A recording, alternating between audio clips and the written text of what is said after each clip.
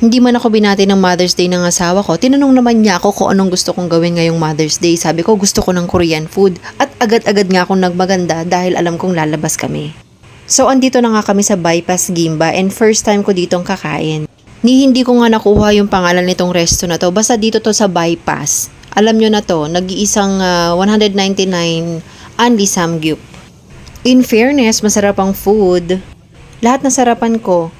Masarap yung kimchi, yung sausawan. Ultimo yung dahon, masarap. Charot. Basta lahat masarap. Sa sobrang sarap, hindi namin nasulit. Bakit? Ang bilis naming nabusog mga auntie.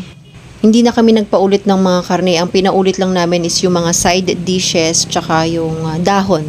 Yung lettuce. My God, lettuce. Ang liit talaga ng mga kargada ng mga tiyan namin. Hindi kami pwede sa mga anli. Lugi. Sa mga hindi pa nakakatry dito sa Bypass, Anli Samgyup, hindi ko alam kasi yung pangalan ng restaurant na to. Masarap siya, try nyo guys.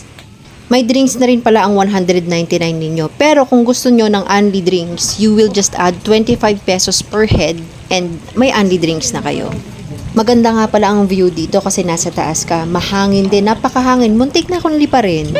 And yung view nga kapag kagabi, syempre maraming ilaw. Kapag umaga naman, ang ganda ng bukid, lalo na kapag panahon ng palay. Ang ganda mag-picture taking. Speaking of picture taking, ayan, picture-picture muna sila bago kami umuwi. Comment down below kung anong pangalan ng resto.